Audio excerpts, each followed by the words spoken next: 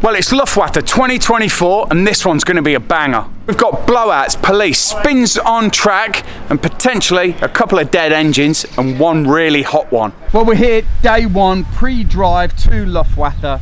We are taking our RWB. There is one of our Outlaw 911 key rings. We're actually going on track with this, so stay tuned for that.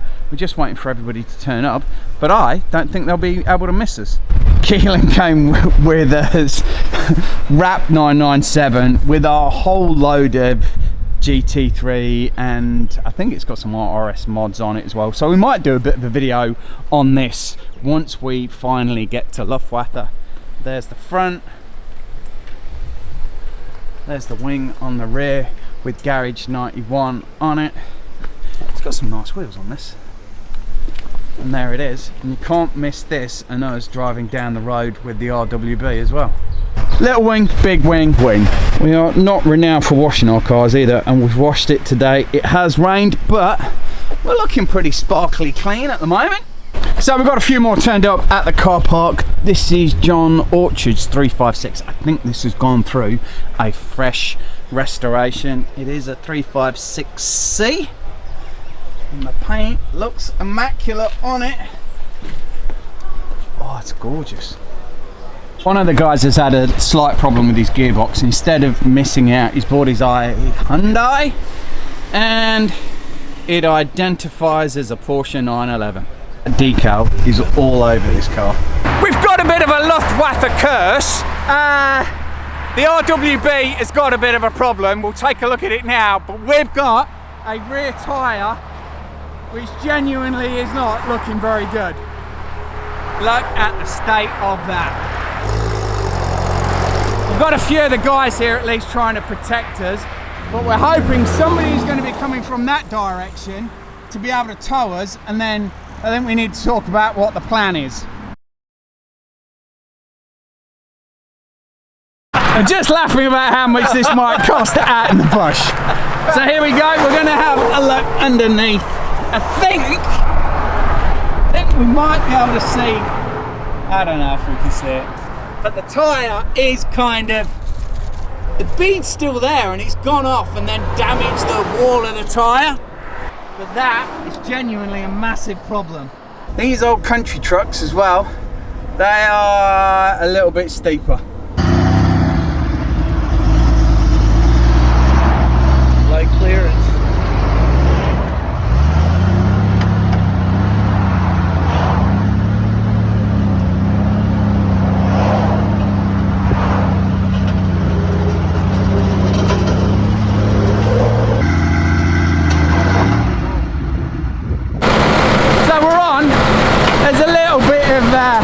Rubber damage at the front and the exhaust is a little bit bent, but these old country trucks are a little bit of a problem, and somehow we'll try and find a way of getting it off, but we're on. We're in the Carrera, CAE shifter, and there's the RWB. This is a bit of a bollock. So now we're relying on Pete turning up with the tyre. The car is currently behind a barrier. We need to sort this out. We are now at Tyre Power in Woollen. Now these lads, we'll put a link in the description below because these lads are really helping us out there hanging around. We've got the car off, and this is the remnants of my tyre all over the floor. Look at that. That is completely buggered. But we should get it sorted out very soon. So here we go, we were worried about the beading just there, but it turns out we've had something come in and out of the tyre. We're going to go off and find some beer now for the lads. I think we'll be back on the road about 5 o'clock because Pete's going to bring up a tyre from Melbourne, and then we'll be ready for our track day. Bit of a disaster, but we're back. So we've got a tyre coming. We're all getting a little bit paranoid about our tyre pressures now. So we're all going in the shop, see how it goes. Good idea to check. And we're all in. Mini wing. There's Pete. He has our tyre. There he is, legend. An absolute legend. I think the tyre's a passenger.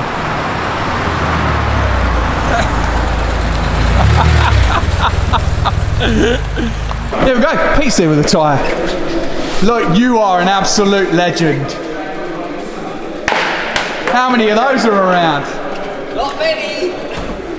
There's the majority of my tyre. So there we go, we've got Skittles in the shop. I think we're back. People said give up, and we were never giving up. We're back, baby, we're back!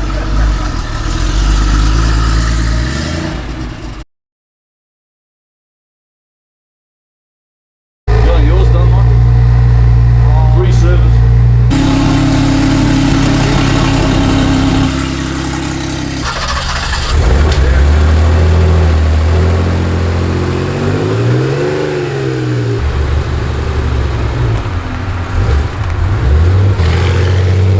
I think I got the most of it because I was leading and the community has died on mine. But there we are, we're going to wash. Give them a bit of a spray. That took a bit of a battering last night.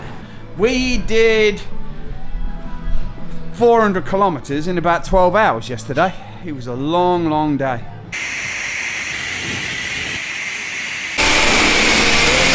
So we've got a few of the guys.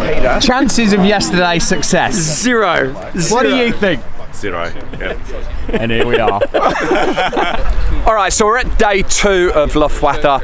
We are at a Cars and Coffee event. We're going to take a look around and see what's here. We've had no events with the RWB this morning. Keelan's got a little bit of a problem with his clutch pedal on the 997, but I think we'll be able to sort that out. There are some Porsche mechanics here, so we'll hopefully be able to figure that out. But we'll go see what cars are here. 968 Club Sport, and the reason why we picked it up, I don't think we'll be able to see through the glass there, but it's got blue on the back, painted body of the car on the back of the seats, and that looks really nice. We would like to get some different seats for our RWB, but that might be on the shopping list because they do get a bit expensive. We seem to be distracted by the transaxles at the moment. Nice number plate on this, 944, Queensland car. Opened it right up, and it's got a crest inside. The interior's got a big massive screen in it, look at that. It's got great wheels on it. And then look at the design on that. 356 with the Porsche racing helmet on it. This might be doing the track day. It's a beautiful interior and quality car. This will be entertaining to see if it's actually going to be out on track. Porsche Melbourne car here.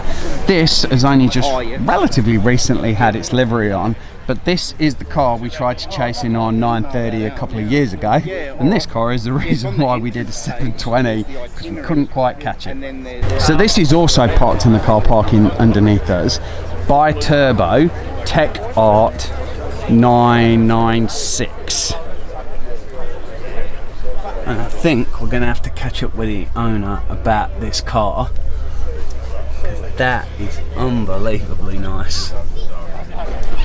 What a special car. Martini 911. We did get this one rolling out this morning. Had to catch a bus from Wollongong to Waterfall, and then the train blew up. That must have been a hell of a trip, because it's got sliding windows. They've driven all the way up from Sydney.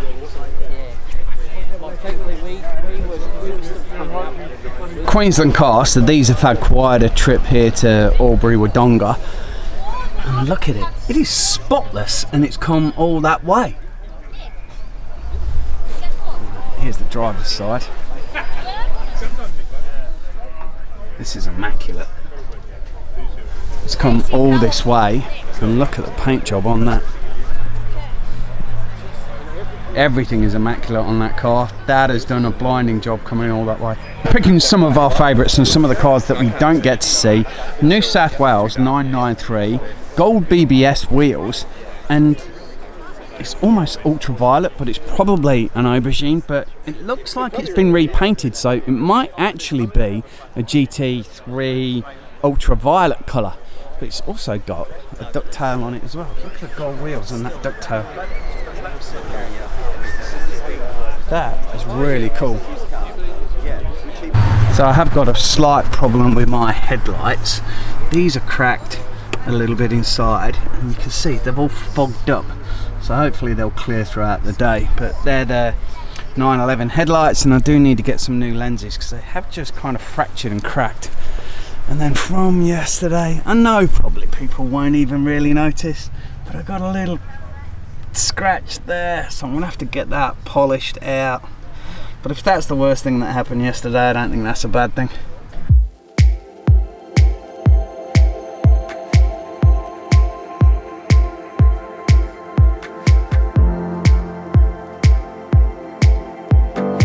We're parked up at the famous bridge that we always come to.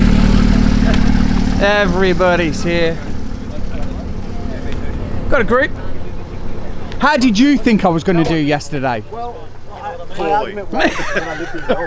Adrian's here. We got a little bit lost, but that's okay. The Club Sport we followed this, might have some footage of it driving down the road. This is where we always try and get some footage here on the bridge. Now last time I nearly got clipped, so we need to be a little bit careful. I'm just ran across the bridge and I'm slightly unfit this morning. But they've got these little hideaways on the bridge.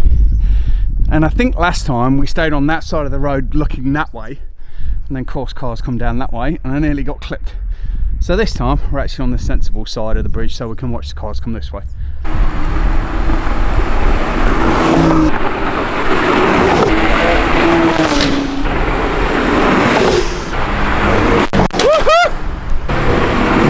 It's a nice spot out on the bridge.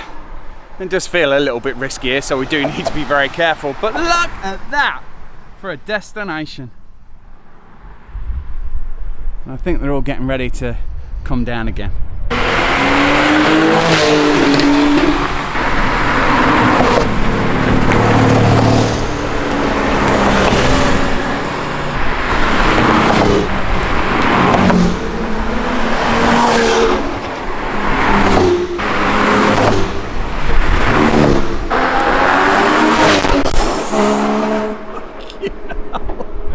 I don't know if to be upset that I'm out of breath or proud that I've done about 10 laps of that bridge, but I'm out of breath, definitely.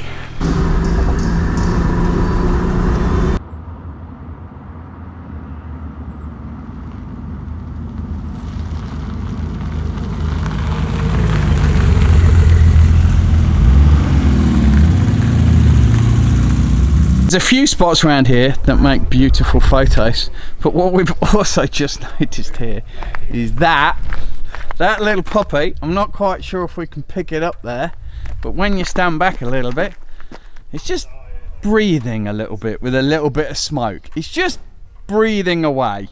We passed a lot of hot rods on the way down, so I don't know if they'll appear just over there.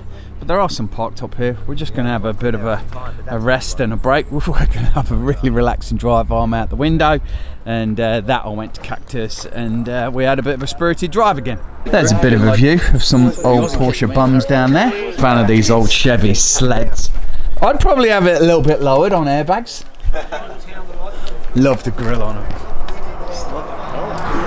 This thing's been on the road 11 years. Yeah. That's an elegant way of getting out. Look at that, you want to be a passenger. It's got functional back seats. Well, we all are about 6 foot. They don't look as uncomfortable as I do. Anyone know a nice a good chiropractor? Well, it's day 3, maybe day 4 of Luftwasser. However, all that matters is it's track day.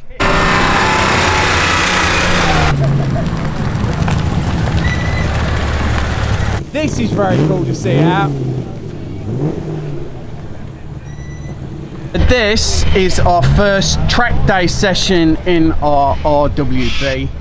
We have got a few minor issues. That shifter, that CAE shifter is beginning to really annoy me, so I think that's going to get whipped out at some point. It'll be a bit of a test for it. The track is really tight and twisty, and this track here we've actually come off before.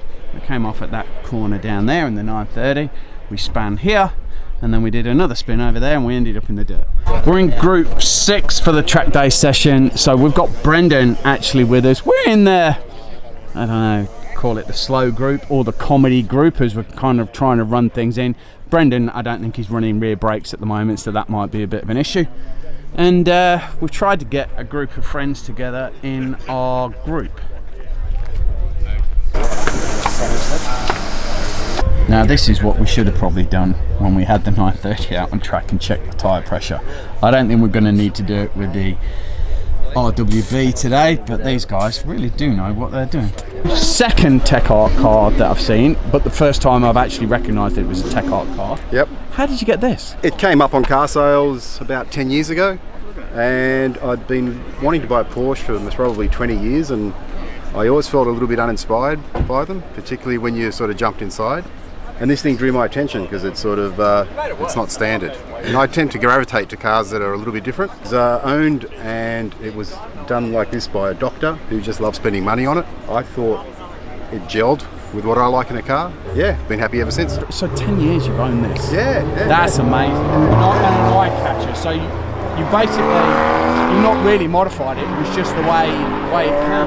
No, so did the doctor just kind of buy kit parts for it and get it all done here? It was done predominantly in Melbourne, from what I understand, and basically it was price no object. The interior's had a fortune spent on it.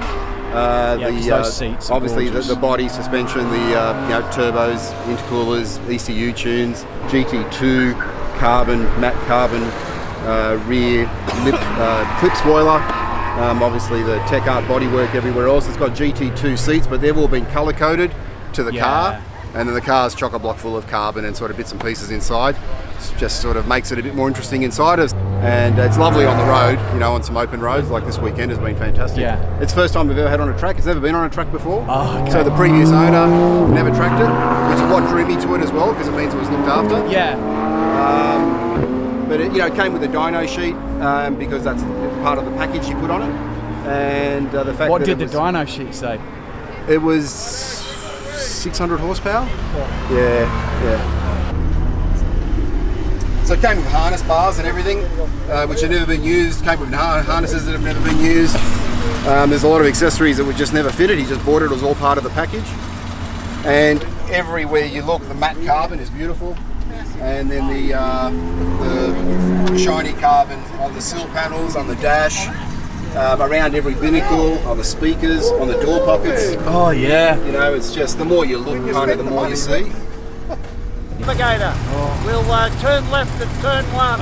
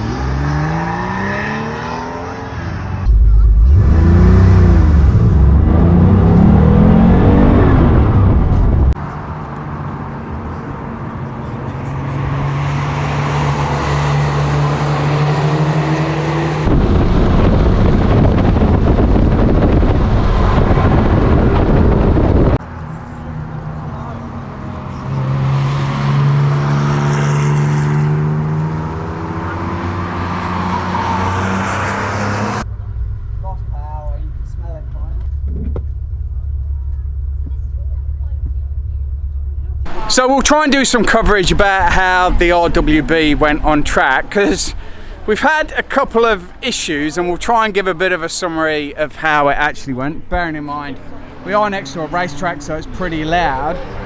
Had a big problem where the temperature went to probably 75%, and then before the red, and all of a sudden we're coming down the straight here, and we could get in third gear up to about 3,000 revs, but then it had nothing. And Tissan in his 911 SC just passed us like we were stood still.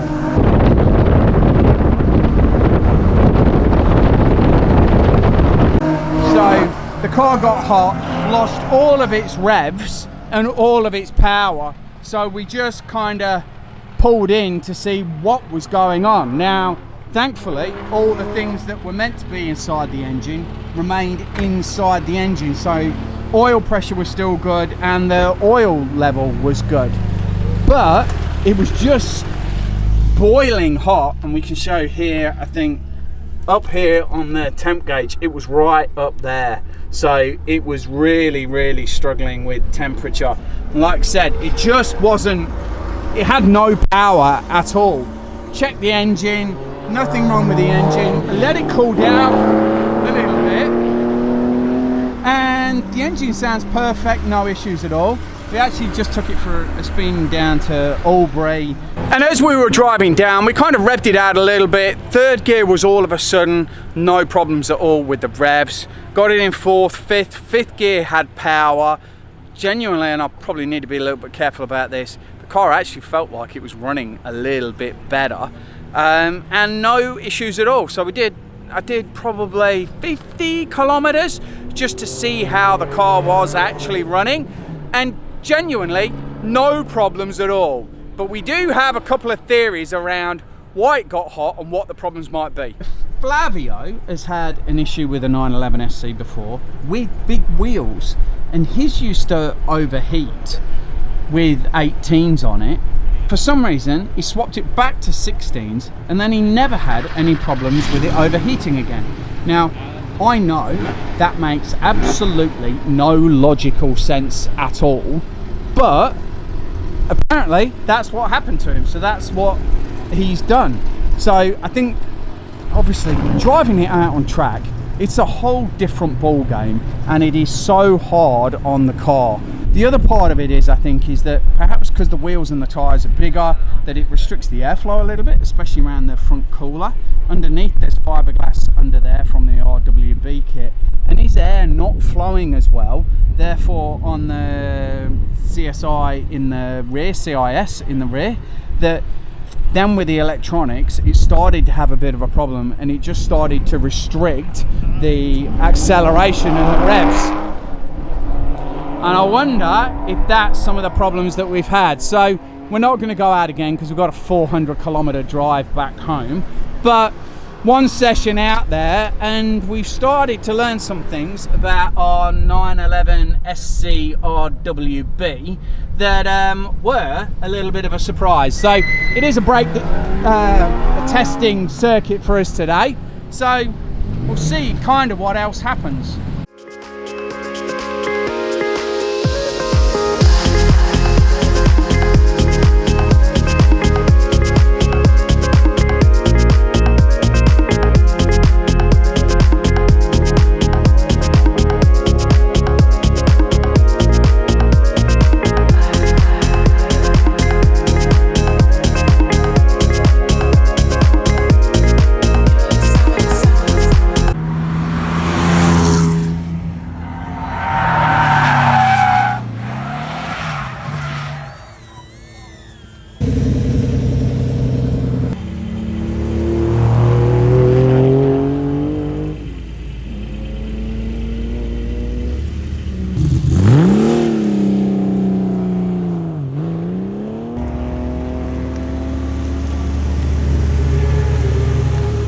Well, we're back home after an epic trip. Luftwasser 2024 was absolutely brilliant. We got back in the RWB, and as you might remember, we had some problems on track, but we've just done about 400 kilometers, sat at 110-ish all the way back. The temperature needle didn't even get to midway. I think it just got hot out on track, and it might be to do with the rolling mass potentially of the wheel. So I think we're going to have to perhaps upgrade some of the oil coolers, and we might have a trip to the Elephant Racing website to see what they've got that might be able to help us. But I think some upgrades. Overall, it's gone really well. There's a scratch on the wheel that we need to get fixed up. The latch for the wing is a little bit of a problem. It keeps popping up, so we've got to fix that. We might get some electronic sensors for the tyre pressure, because when the tyre went, I had no idea that it had actually gone, so that might be a good thing to have come through to my phone, so it might alarm me, so we might have a bit of a look at that. But other than that, we are back safe, and it's been an absolutely epic trip. Thanks to Stu and all the guys for organising the Luftwasser event. It's just been a blast. Please give the video a big thumbs up, subscribe to the channel, and we will see you later, guys. Thank you so much. And I forgot to say, we brought our bit of tyre back home with us as well.